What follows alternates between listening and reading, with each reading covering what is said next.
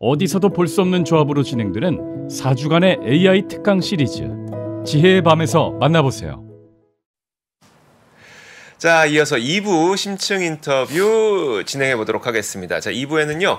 지금 우리나라에서 서울 모터쇼가 진행이 되고 있어요. 저도 뭐 신청해 놓고 사실 주말에 못 갔었는데 이번 주 끝나기 전에 한 번은 꼭 가보고 싶습니다. 그리고 많은 콘텐츠 생산하시는 분들도 직접 찾아가서 또 많이 보셨더라고요. 그래서 뭐 로봇도 보셨고 뭐 이번에 뭐였었죠? EV9도 공개된 거 보셨고. 자, 그러면 이제 우리가 서울 모터쇼, 모빌리티 쇼죠. 서울 모빌리티 쇼를 통해서 무엇을 좀 알면 좋은지 이분과 함께 이야기 나눠보도록 하겠습니다.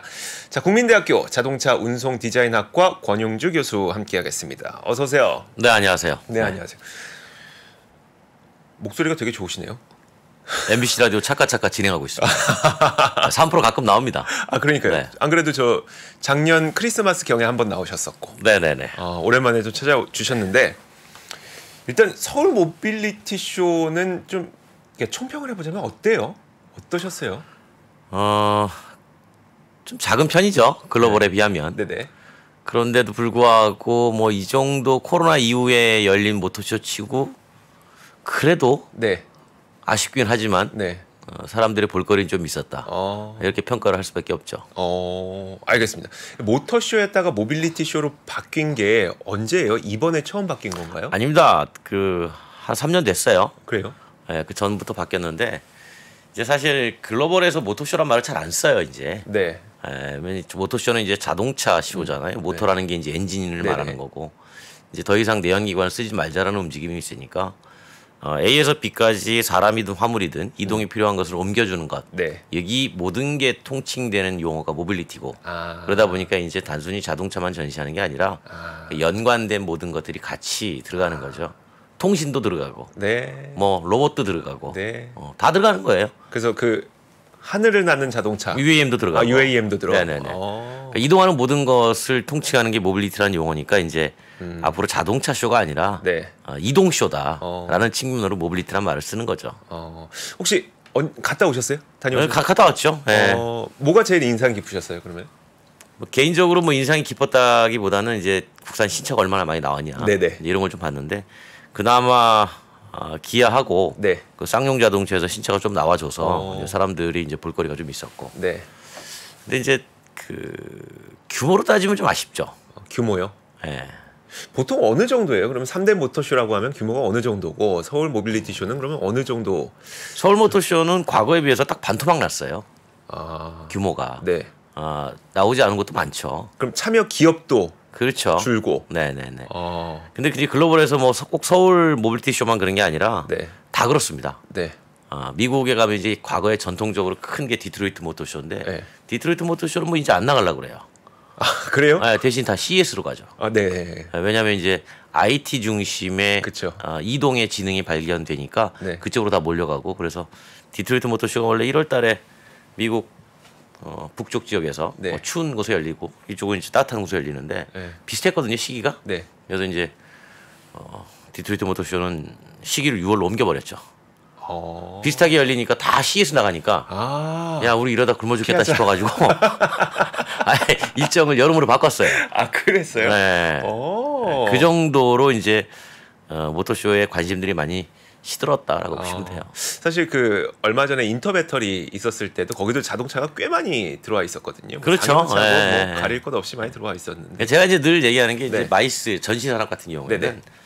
그렇죠. 인터배터리나 뭐 전기차 박람회나 네. 이게 모빌리티 쇼나 네. 이제 합쳐야 돼요.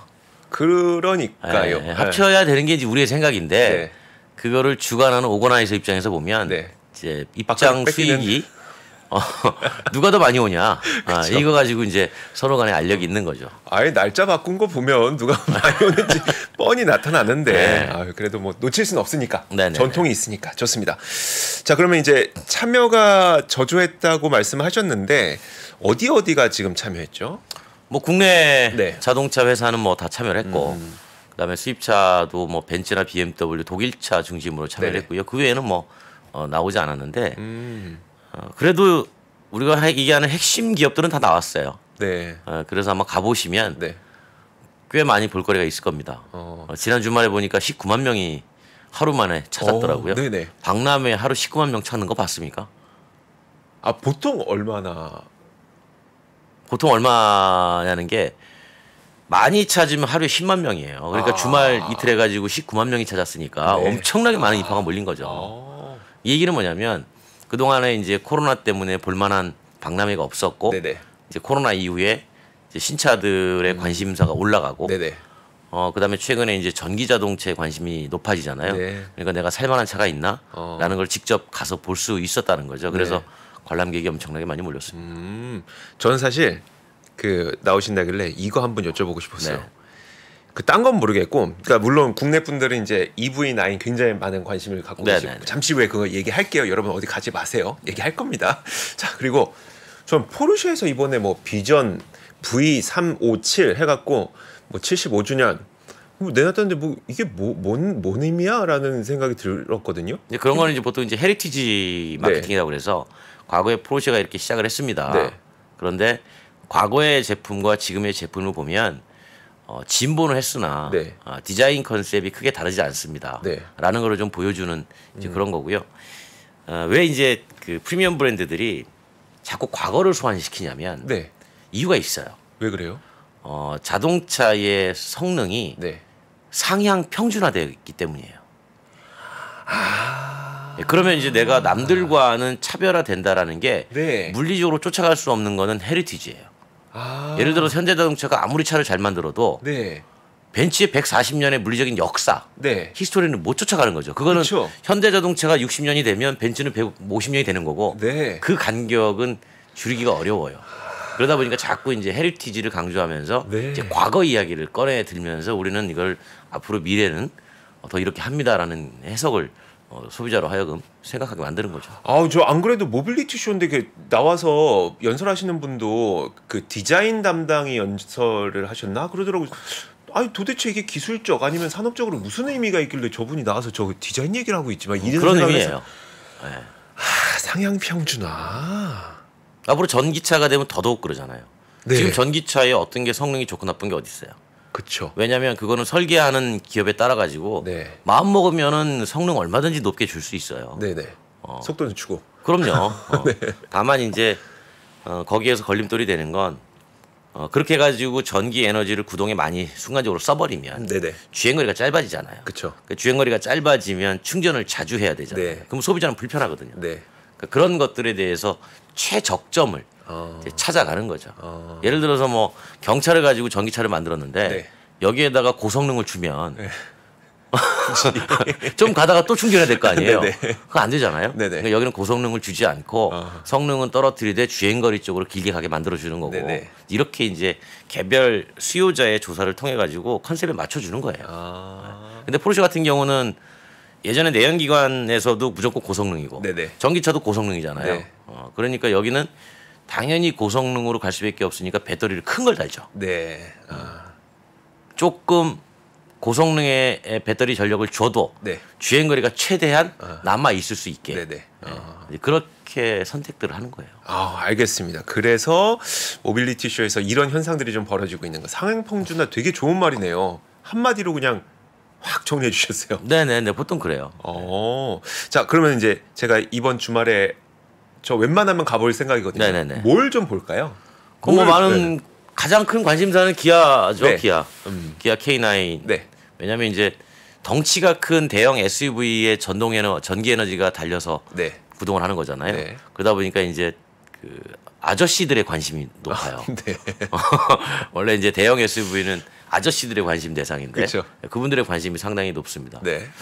보니까 뭐 거의 한 100kW급의 배터리를 달았으니까 네. 주행거리 한 500km 넘게 간다고 얘기는 하는데 네. 그거야 뭐 나와봐야 하는 거지만 우리나라에서 나오는 전기차 중에 가장 큰 배터리 용량을 넣은 거예요. 이게 거의 100kW급이면 네. 엄청나게 큰 겁니다. 그러니까 이 얘기는 무거울 거 아니에요. 네. 덩치가 크니까. 네. 그러니까 무거우니까 작은 배터리를 넣어주면 많이 못 가요. 네.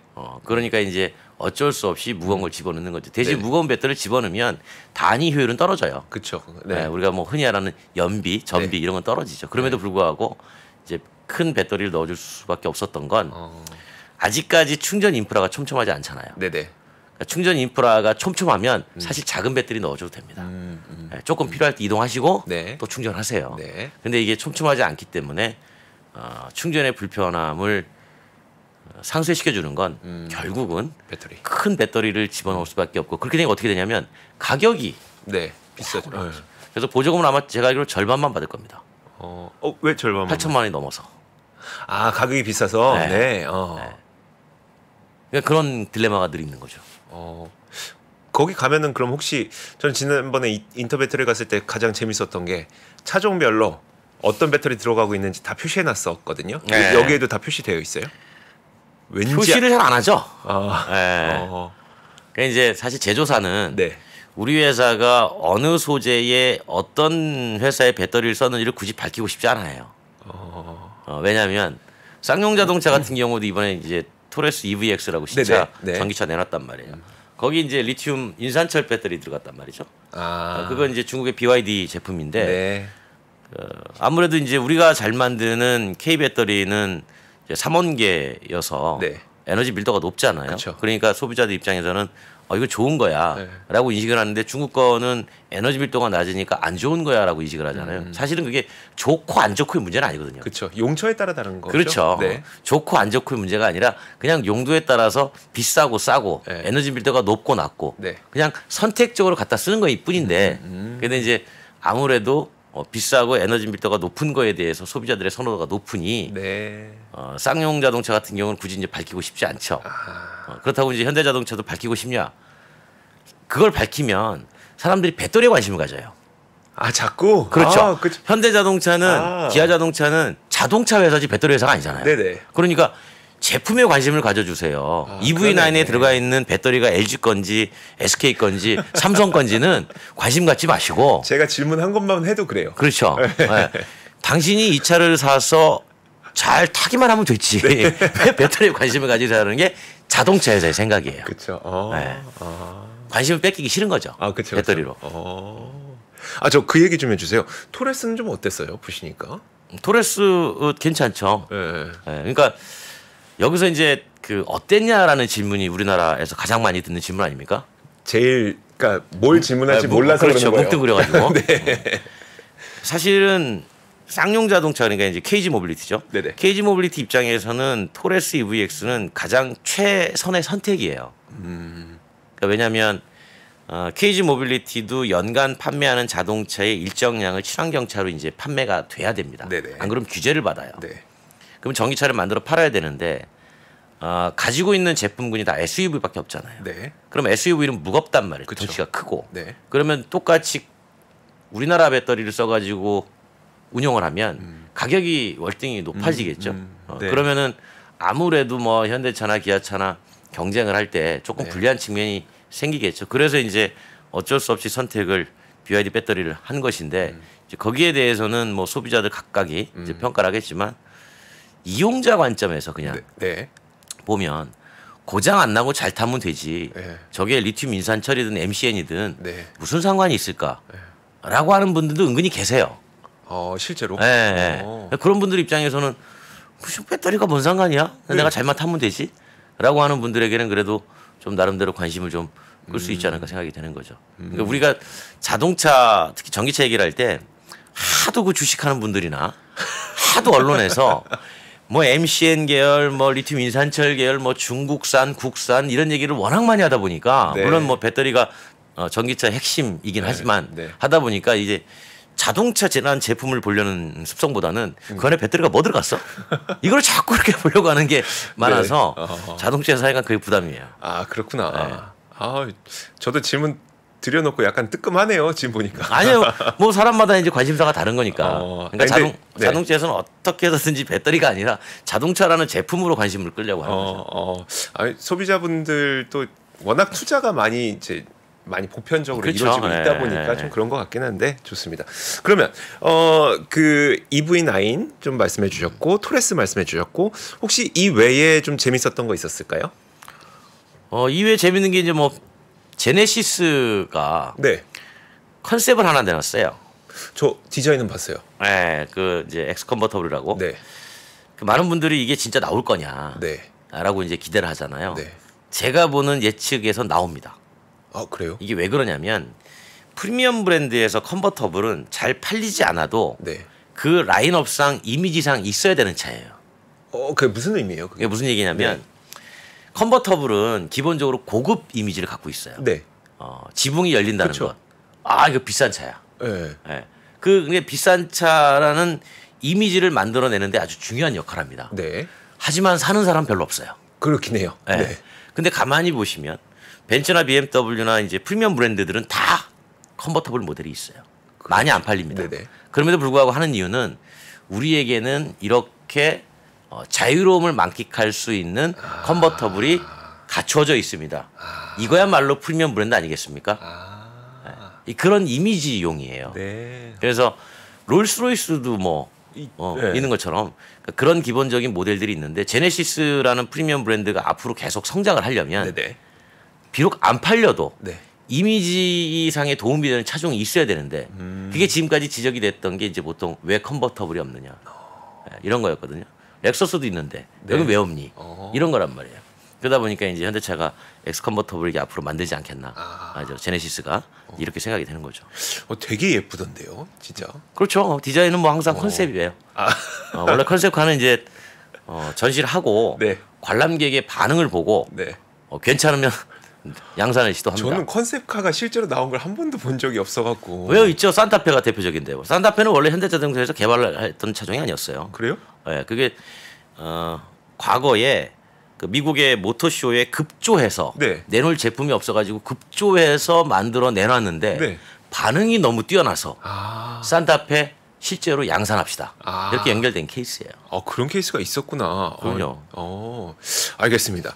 자, 그 전기차 말고 저는 저것도 눈에 띄었거든요. 로봇 쪽은 우리가 좀 관심을 가져볼 만한 게 있었을까요? 테슬라가 로봇 내놨더군요. 그 전시만 했던데요. 어쨌든 뭐. 그렇긴 한데. 그러니까 로봇을 자동차 회사가 왜 하냐고 자꾸 물어보들 질문하시잖아요. 네네. 자동차라는 바퀴 달린 제품에서 사용하는 자율주행이 로봇과 다른 점이 뭐죠?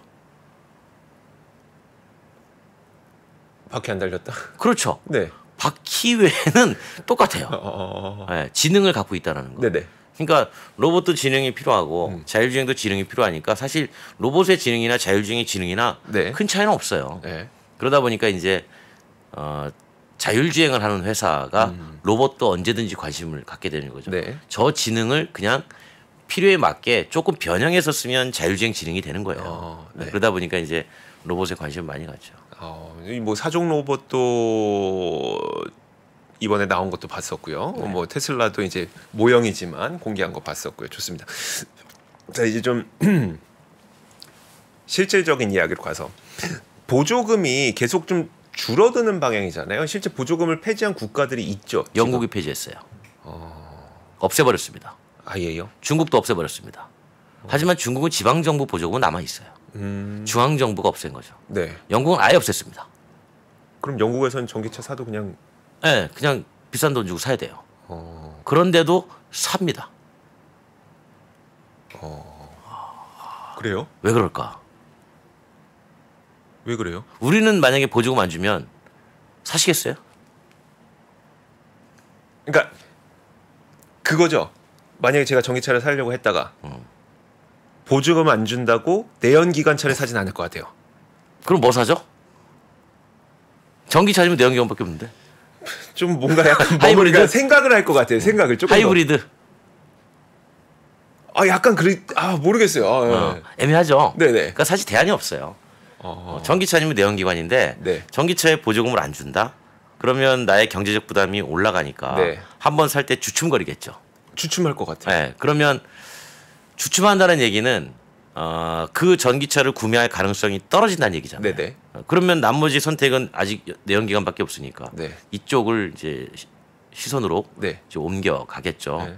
근데 불구하고 왜 전기차 보조금을 축소했냐면 무한정 못 줍니다. 네. 예. 중국도 무한정 못 줘요. 네네. 중국이 보조금 가지고 전기차 시장을 엄청나게 키웠는데 지금까지 쓴 돈이 22조 원이에요. 네. 그럼 앞으로도 계속 쓸까요? 우리나라도 지금 전기차 보조금 쓴 게 4조 원이 넘습니다. 네. 그 4조 원 앞으로 계속 뭐 매년 1조씩 써야 될까요? 힘들겠죠. 그죠. 그런데 이제 한편에서 보면 장기적으로 보면 네. 그 보조금 주는 거에 상당수가 내연기관 유류세에서 나와요. 네. 그러니까 기름을 사서 쓰는 사람들이 거기에 포함된 유류세를 가지고 그 돈 가지고 전기차 보조금을 주는 거예요. 제가 지금 옆에 친구가 전기차 타고 있으면 야, 그 돈 내가 준 거야 이거는. 그렇죠. 이렇게 그렇게 되는 거죠. 그런데 이제 전기차가 점점 늘어나고 내연기관차의 기름 사용량은 점점 줄어든다면 네. 그럼 유류세도 줄어들 거 아니에요. 그럼 돈이 더 없어지겠네요. 그렇죠. 그러니까 무한정 보조금 주기 어려운 겁니다. 그러면 오히려 어떻게 되냐면 나중에는 전기차 이용하는 사람한테 세금을 걷어가야 돼요. 네. 그래서 킬로와트 시당 지금 313원의 급속 충전료를 받고 있는데 네. 여기에다 세금 붙여야 돼요. 근데 아직까지 그렇게 가면 진짜 안 사겠죠. 그렇죠. 그렇죠. 네, 그러니까 이제 단계적으로 가고 있는 거고. 그래서 전기차를 영국이 줄였음에도 저 보조금을 없앴음에도 불구하고 영국 사람들이 전기차를 사는 이유는 네. 이제 선택지를 하는 거죠. 무슨 네. 얘기냐면 소득이 높은 나라일수록 네. 환경에 대한 관심도 높아요. 그렇죠. 네, 네. 그러다 보니까 비록 보조금이 없더라도 내가 이제는 친환경을 위해서 구매를 해야지라고 하는 생각들이 조금씩 인식의 전환이 되는 겁니다. 네. 근데 소득이 낮은 국가일수록 전기차 보조금을 안 주는 순간 네. 다시 내연기관으로 돌아갈 가능성이 상당히 높아요. 우리가 딱 중간이죠 지금 35,000불. 그죠? 네. 그러니까 우리는 지금 보조금을 없애버리면 네. 좀 전에 말씀하신 것처럼 네. 이렇게 맞아요. 되는 순간 네네. 다시 내연기관으로 돌아갈 가능성이 꽤 높은 국가 중에 하나예요. 네네. 그래서 이제 제가 지난번에 정부에다 제안한 건 그거예요. 돌아가지 못하게 차라리 엔진세를 도입하면 어떻겠느냐. 엔진세요? 네, 내연기관에다가 세금을 붙이자. 네. 그러면은 어쨌든 전기차 보조금이 빠져도 여기서 부담해야 될 추가 경제적 부담. 네. 그다음에 다시 돌아가려고 봤더니 이미 엔진세가 붙어 있어서 네네. 값이 똑같네. 네. 그럼 그냥 이거 사지. 이렇게 해서라도 보급을 해야 되는 거 아니냐. 라는 이제 논의를 네. 살짝 한번 해본 적은 있습니다. 알겠습니다. 근데 그게 산업적으로 봤을 때 어떤 의미인가가 저는 참 궁금하거든요. 그 이유가 뭐냐면 보조금을 축소하는 트렌드다. 그 네. 말은 결국 국가에서 보조금을 주지 못하는 만큼 회사들이 그 비용을 어디선가 줄여야 된다는 그렇죠. 말이니까 이게 어떤 의미냐는 그게 이제 쉽게 말하면 이제 각 제조사별로 더 이상 네. 보조금에 의존하지 말고 네. 너네들이 알아서 가격을 낮추세요. 아, 그러니까 너네들이 원가 절감을 어떻게 하든 네. 그 방법은 내가 모르겠으니 네네. 이제 니네가 생존하세요. 근데 니네가 만약에 그 차를 못 팔면 네. 나는 무조건 벌금 매기겠습니다. 네, 벌금 내기 싫으면 알아서 하세요. 네. 그 의미예요. 그러니까 이제 반값 전기차 얘기가 그래서 나오는 거죠. 아, 자, 그러면 이제 제조사 입장에서는 가격을 어떻게 떨어뜨릴까를 엄청나게 고민을 하기 시작해요. 그렇죠. 근데 전기차에서 가장 가격 비중을 많이 차지하는 게 배터리잖아요. 네. 그 배터리가 또 MCN 3원계가 비싸잖아요. 네. 그러니까 자꾸 리튬 인산철 쪽으로 자꾸 쳐다봐요. 요즘 좀 트렌드가 그래 보여요. 네. 네. 그러니까 이쪽을 자꾸 쳐다보는 거예요. 이거 외에는 네. 가격을 크게 낮출 수 있는 방법이 없어요. 네. 두 번째는 용량을 줄이는 거예요. 음. 근데 용량을 줄이는 거는 제가 좀 전에 말씀드렸다시피 용량을 줄이면 주행거리가 줄어드니까 네네. 충전을 자주 해야 된단 말이에요. 네. 그럼 이용자가 불편을 느껴서 불만이 표출되겠죠. 네.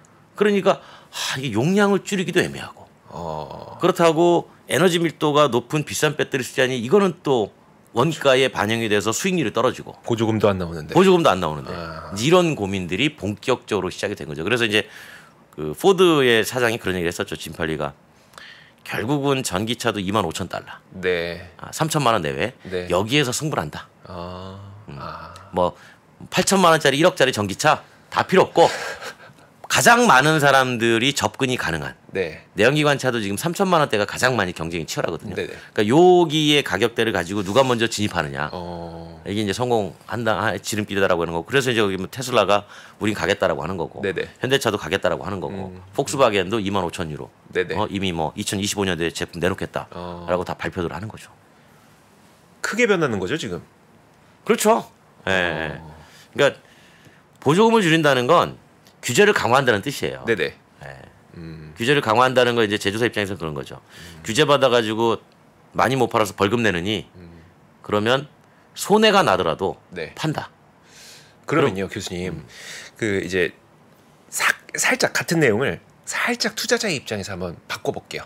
아 이거 투자자분 들어오시면 힘들어요. 저는 제가 주식을 안 하기 때문에. 아니, 근데 그러니까 주식처럼 여쭤보진 않을게요. 네. 그럼 이제 결국은 전기차를 사실 지금 우리가 투자자의 입장에서 보면은 전기차를 많이 팔아야 밸류에이션이 좀 높아진다, 좀 평가를 잘 받는다는 인식을 갖고 있는데 제조사의 주가는 그렇게 움직이죠. 그런데 결국 지금 이게 보조금이 계속 줄어드는 추세로 봤을 때 결국은 수익성이 좀 매출은 늘어나도 수익성이 좀 악화될 수 있는 상황인 거예요. 그러면 기업들로? 그렇죠.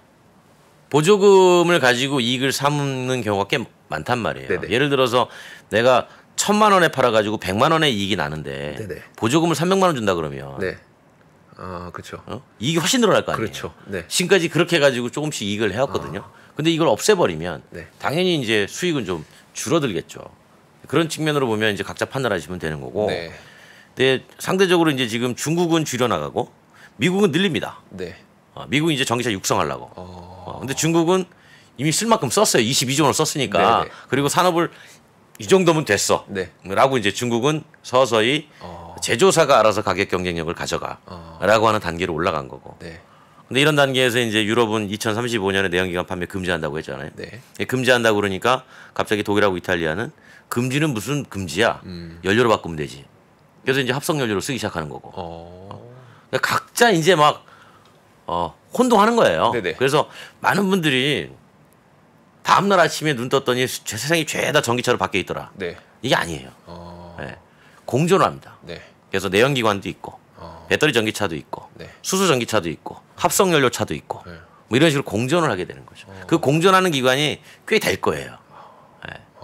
여기에서 이제 점차 각자의 영역에서 기술 개발을 통해 가지고 이제 규제가 어떻게 들어가고 그 다음에 산업이 어떻게 쉽게 말하면 누가 더 이용자에게 경제성과 친환경성을 그쵸. 갖다 주느냐 여기에 따라 가지고 이제 하나 둘씩 네. 이제 퇴출되고 올라가고 이렇게 정리가 되는 기간이 한 꽤 오랜 시간 걸릴 겁니다. 말씀하시는 와중에 수소차 말씀하셨는데 네. 수소차 요즘 어떻게 되고 있어요? 이번에 모빌리티 우리는 그런 것 같아요. 제가 이제 주변에 수소 연구하시는 분들을 많이 만나는데 네네. 언론에 수소 전기차 얘기 안 나오면 네. 수소 안 하는 줄 알아요. 네. 뼈저리게 느낍니다. 죄송합니다. 네. 네. 그래서 제 주변에 수소 연구 열심히 하고 있어요. 네네. 네. 그러니까 뭐냐면 수소는 어느 하루 아침에 확 되는 게 아니잖아요. 네네. 배터리 전기차는 금방 합니다. 네. 왜 이미 우리 주변에 전선이 다 깔려 있잖아요.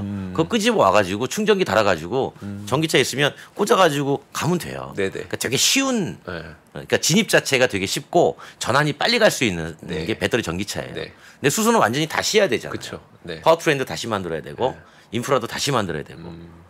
그럼에도 이제 수소는 가고 있는 거죠. 그러니까 여기는 걸음이 되게 느려요. 네. 네. 일단은 수소를 만드는 것부터 느려요. 네. 어떻게 만들까부터 고민하잖아요. 네. 그렇죠.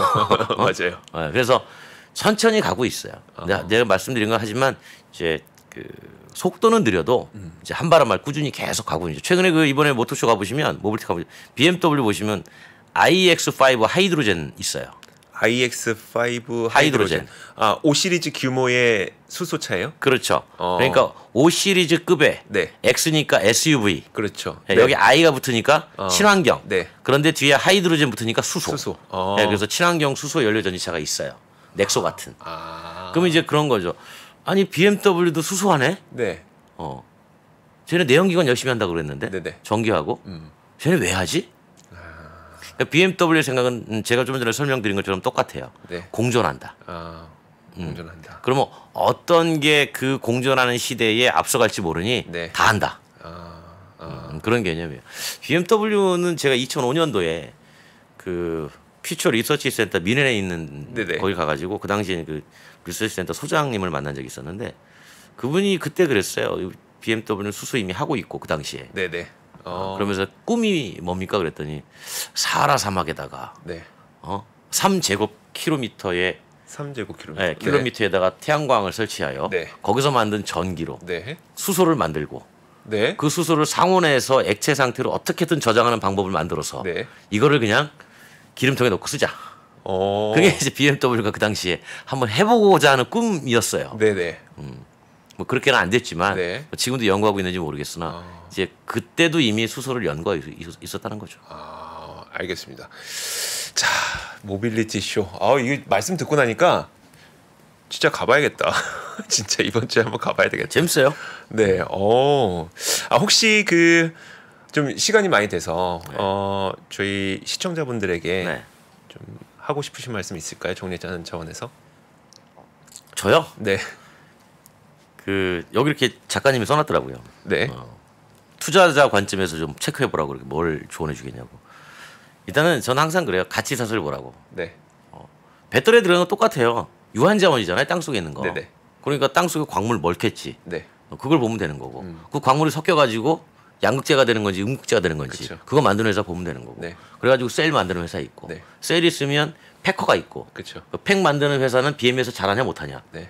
그거 보면 되고. 그다음에 자동차에 부착되니까 자동차 회사 보면 되는 거고. 그다음에 얘가 다 사용되고 나면 다시 뜯어야 될 거 아니에요. 네네. 뜯어가지고 안에 있는 추출할 거 아닙니까? 그쵸. 그 추출하는 회사 보면 되고. 네. 그 추출하는 회사에서 그 소재를 다시 어디에 팔아가지고 누가 사냐. 그렇죠. 그거 보면 되는 거고. 그게 다시 셀이 되는 거고. 네. 이게 이제 계속 반복이 되잖아요. 네네. 그 가치 사슬을 보면 네. 대부분 다 결정되지 않을까 싶어요. 수소도 마찬가지예요. 네. 수소를 어떻게 만드느냐. 네. 많은 사람들이 뭐 그린 수소 쪽에다 투자하시는 분들 내가 많이 봤는데요. 그린 수소는 현실적으로 아직 쉽지 않아요. 네, 그래서 요즘은 이제 청록 수소라는 개념이 떠요. 그레이 말고요? 그린 블루. 그건 뭐예요? 그러니까 이제 그린은 못 됐고, 네.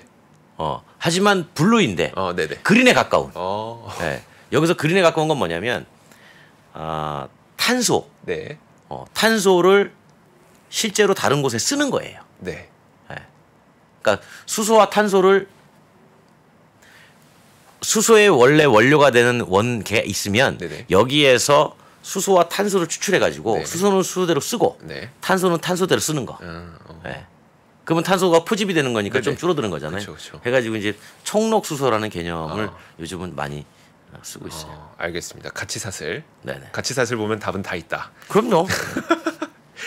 자, 저희가 그 압권을 통해서 그 배터리 가치 사슬에 대한 그 내용을 오늘 제가 녹화를 했습니다. 권순태 팀장과 함께. 그러니까 아마 주말 사이에 올라갈 것 같아요. 여러분들께서 그 가치 사슬 한번 참고해 보시면 큰 도움이 되지 않을까 싶습니다. 자, 오늘 서울 모빌리티 쇼를 통해서 우리는 무엇을 좀 볼 수 있는지 권영주 교수와 함께 자세한 이야기 나눠봤습니다. 오늘 너무 재밌는 시간 감사드립니다. 고맙습니다. 고맙습니다. 네네. 시간이 흘러도 변하지 않는 여러 가지 원칙과 사고 체계는 존재하거든요. 대가들의 사고 체계, 투자 기법이 아니라 생각의 방법. 그런 거를 두뇌를 해서 재구성을 해서 하나의 어떤 틀로 조합을 하는 과정이 필요한 것 같다. 라쿤 자산운용 홍진채 대표의 거인의 어깨에 19년간 초과 수익을 달성한 그가 어떻게 주식 대가들의 투자법을 활용했는지 이 책에서 최초로 공개합니다. 대가들의 검증된 투자법을 여러분의 눈으로 직접 확인하시죠.